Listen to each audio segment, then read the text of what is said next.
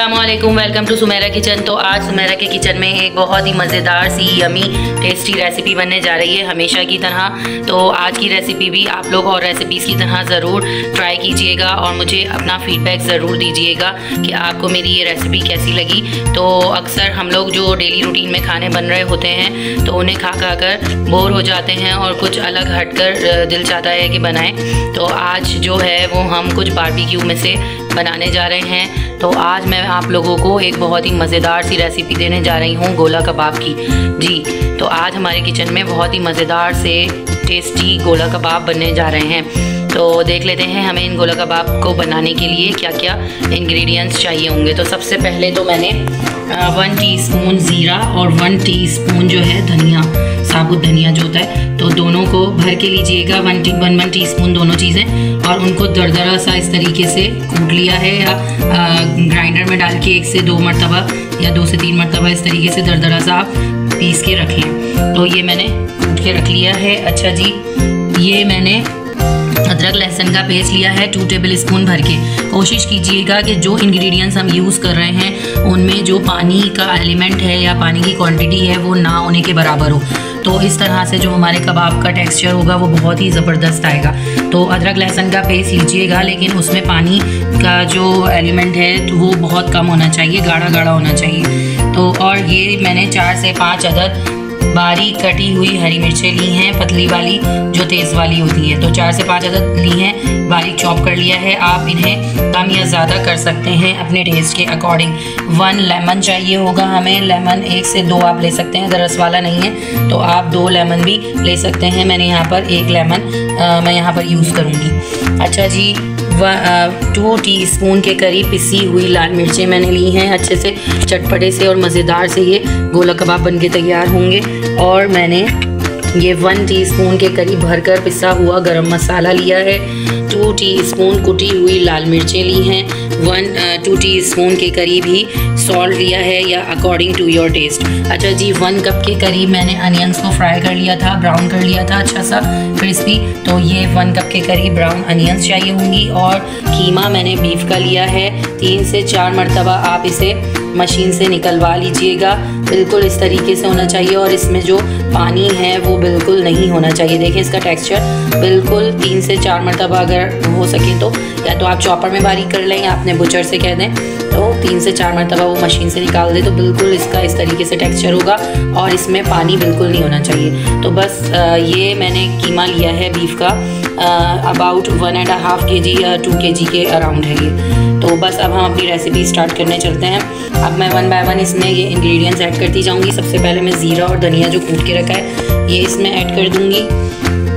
अच्छा जी, अदरक लहसुन का पेस्ट मैं इसमें ऐड कर दूंगी। बस कोशिश हमें ये करनी है कि जितने भी इंग्रेडिएंट्स हैं इसमें जो वाटर एलिमेंट है, पानी का कंटेंट जो है वो बहुत ना होने के बराबर हो, ताकि जो कबाब हैं हमारे वो बहुत ही ज़्यादा अच्छे से यमी से बनके तैयार हों। ग्रीन चिलीज़ ली हैं 4 to 5, तो ये भी मैं इसमें ऐड कर दूंगी। और 1 कप के करीब ये मैंने ब्राउन की हुई प्याज ली है, ये भी मैं इसी में ऐड कर दूंगी। रेड चिली पाउडर, या आप इसकी जगह अगर आपको लग रहा है कि बहुत ज़्यादा स्पाइसी हो जाएगा तो आप यहाँ पर कश्मीरी लाल मिर्चों का भी यूज़ कर सकते हैं। अच्छा जी, सॉल्ट है अकॉर्डिंग टू योर टेस्ट, या 2 टीस्पून भर के मैंने यूज़ किया है। कुटी हुई लाल मिर्चें 2 टीस्पून जो है वो मैंने भर के यूज़ करी हैं। आप कम या ज़्यादा अपने टेस्ट के अकॉर्डिंग कर सकते हैं मिर्चों और नमक को।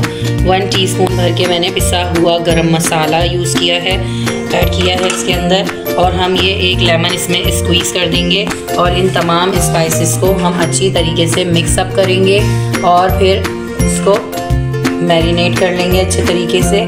और ये बहुत ही मज़ेदार से, बहुत ही अच्छे से बनके तैयार होते हैं। तो आप लोग ज़रूर ट्राई कीजिएगा इस रेसिपी को और मुझे ज़रूर फीडबैक दीजिएगा कि आपको मेरी ये रेसिपी कैसी लगी। तो ये लेमन भी हम इसी में स्क्वीज़ कर देंगे। अगर आप चाहते हैं कि हम इसे मैरिनेट करके पहले से रख दें ताकि इसका और भी अच्छा सा टेक्सचर आ जाए, तो फिर आप इसे पहले से मसाला लगा के इसे रख सकते हैं, ओवरनाइट भी रख सकते हैं। तो जितना अच्छा इसका मैरिनेशन टाइम होगा उतना ही अच्छा इसका टेक्सचर आएगा। लेकिन अभी हमें तो झटपट बनाने हैं, तो अभी रखने का टाइम नहीं है। बस मैं फ़ौरन ही आपको ये इंग्रेडिएंट्स मिक्स करके दिखाऊंगी और इस रेसिपी को मैं आगे कंटिन्यू करूंगी। तो बस अब ये लेमन स्क्वीज़ कर दिए हैं मैंने। आप लोगों को मेरी रेसिपीज़ अच्छी लग रही हैं तो आप लोग मेरे चैनल को, मेरी रेसिपीज़ को सपोर्ट कीजिए और काइंडली मेरे चैनल को सब्सक्राइब कीजिए, लाइक कीजिए मेरी रेसिपीज़ को, ताकि मैं आगे भी आप लोगों के लिए मज़ेदार सी, यमी सी, टेस्टी रेसिपीज़ लेकर आऊँ। तो बस अब मैं सबको मिक्स कर लूँगी और फिर मैं आपको इसका लुक दिखाती हूँ आगे। अब ये देखें, अच्छे तरीके से इन सब इंग्रेडिएंट्स को हाथों से मिक्स करेंगे, क्योंकि इसको अच्छे तरीके से मिक्स करना बहुत ज़रूरी है। तो अगर हम स्पैचुला या किसी और चीज़ से मिक्स करेंगे तो वो बात नहीं आएगी जो हाथों से हमें इसको मिक्स करने से होगी।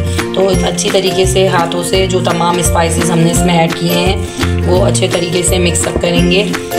और इस कीमे को अब बस मैंने अच्छी तरीके से मिक्स कर लिया है तमाम स्पाइसेस के साथ, और बस मैं अब इसको रख दूँगी और फिर मैं आगे का स्टेप आपको दिखाऊँगी। अब सारे मसाले मैंने मिक्स कर लिए हैं। अब इसमें बाइंडिंग के लिए मैं ये 2 टेबल स्पून के करीब कॉर्नफ्लोर ऐड करूँगी। तो बस अब इसमें ये 2 टेबल स्पून के करीब हम या तो कॉर्नफ्लोर ले लें, या कॉर्नफ्लोर अगर नहीं है तो आप बेसन भी इसमें ऐड कर सकते हैं, भुना हुआ बेसन ऐड कर दें तो इससे भी बड़ी अच्छी सी इसमें बाइंडिंग हो जाएगी। बस अभी मैं मिक्स कर लूँगी और फिर मैं इसको आपको आगे का स्टेप दिखाती हूँ जी। तो अब ये देखें, कीमे में मैंने सारा मसाला लगा लिया है। अब मैं हाथों में हल्का हल्का सा ऑयल लगाऊंगी, कुकिंग ऑयल जो नॉर्मल हम यूज़ करते हैं, हल्का सा। अच्छा, आप लोगों की मर्ज़ी है, अगर आपके पास सीखे हैं तो आप वो भी यूज़ कर सकते हैं, वरना अगर आपके पास इस तरह से स्ट्रॉ है तो आप स्ट्रॉ की मदद से भी ये बना सकते हैं, या कोई पेंसिल या किसी भी कोई ऐसा टूल है आपके पास जिससे आप इजीली इन कबाब्स को बना सकें। तो मैं ये स्ट्रॉ यूज़ कर रही हूँ इन कबाब्स को शेप देने के लिए। अब हम एक बॉल की तरह से मिक्सचर को उठाएंगे, बॉल की तरह से इसको मिक्सचर को हम पूरा बना लेंगे और फिर हम इस तरीके से इसे सीखों पे लगा देंगे और इसे अच्छा सा एक शेप दे देंगे। और इस तरह से मैं बना के सारे कबाब्स जो है वो फिर मैं प्लेटर में रखती जाऊंगी और फिर मैं आपको दिखाती हूँ उसका लुक। ये देखें, इस तरीके से मैं बॉल बनाती जा रही हूँ। और ये जो स्ट्रॉ मैंने ली है, इस स्ट्रॉ में इस तरीके से सेंटर में इसको इस तरीके से करेंगे, हाथ की मदद से इसको शेप करेंगे। पहले थोड़ा सा शेप देंगे, इस तरीके से शेप अच्छा सा जब इसका आ जाएगा, बैटर सा अच्छा सा शेप आ जाएगा, देखें इस तरीके से हम इनको निकाल लेंगे। और इस तरीके से मैं यहाँ पर ये सारे बनाकर रखती जाऊँगी। और आपके ऊपर डिपेंड करता है कि आप बड़े बनाना चाहें तो बड़े बनाएं, बहुत ज़्यादा मीडियम साइज़ रखना चाहें तो मीडियम साइज़ रखें, या बहुत स्मॉल साइज़ रखना चाहते हैं बाइट साइज़ तो बाइट साइज़ रख लें। ये आपके ऊपर डिपेंड करता है। तो मैं मीडियम साइज़ की बना रही हूँ, ना बहुत बड़े और ना बहुत ज़्यादा छोटे, बिल्कुल मीडियम साइज़ बना रही हूँ। 1 बाय 1 इसी तरह से मैं एक छोटी सी बॉल लूँगी और इसको इस तरीके से इंसर्ट कर देंगे और इस तरीके से इसको शेप करेंगे, हाथों की मदद से शेप देंगे इसको अच्छा सा, जैसे गोला कबाब का होता है, यमी सा, मज़ेदार सा। इस तरीके से इसको हम अच्छे तरीके से शेप करेंगे।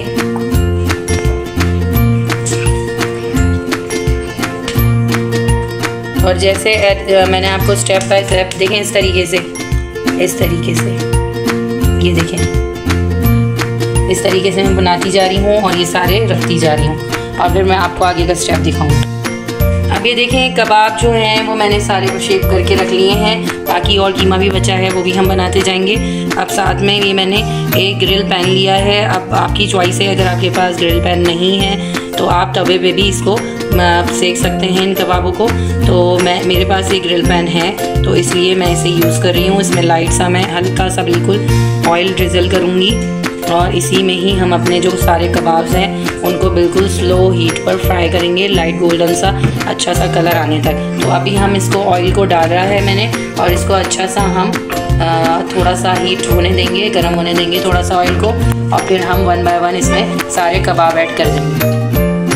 अब ये ऑयल हमारा अच्छा सा गर्म हो गया है तो 1 बाय 1 मैंने ये जो कबाब बना के रखे हैं, अब मैं 1 बाय 1 इन्हें बिल्कुल स्लो फ्लेम पर ऐड करती जाऊंगी और इन कबाबों को हमें बिल्कुल स्लो फ्लेम पे ही बनाना है, सेकना है, क्योंकि जो कीमे का पानी है वो अच्छे तरीके से जो है वो खुश्क हो जाएगा इसी में ही। अगर हम तेज़ आंच पे इसे फ्राई करेंगे तो कबाबों में ऊपर से कलर आ जाएगा, लेकिन अंदर तक कबाब अच्छे तरीके से फ्राई नहीं हो पाएंगे। तो इसीलिए हमें जो फ्लेम है वो थोड़ा सा लो ही रखना है, ताकि कबाब अच्छे तरीके से अंदर तक फ्राई हो सके। बस हम इसे स्लो फ्लेम पर फ्राई करेंगे और फिर इसमें अच्छा सा कलर आने तक इसे फ्राई कर लेंगे और फिर मैं आपको इसका लुक दिखाऊंगी। ये देखें, अब हम स्लो हीट पर इन कबाब्स को डालते जा रहे हैं और फ्राई करते जा रहे हैं। अच्छा, अभी देखें कीमे का आपको पानी नज़र आ रहा होगा, कीमा अपना पानी छोड़ रहा है, इसीलिए हम स्लो हीट पे इसे फ्राई कर रहे हैं, ताकि जो कीमे का पानी निकल रहा है वो भी अच्छे तरीके से खुश्क हो जाए, ड्राई हो जाए और कबाब हमारे मज़ेदार से अंदर तक से अच्छी तरीके से कुक हो जाएं।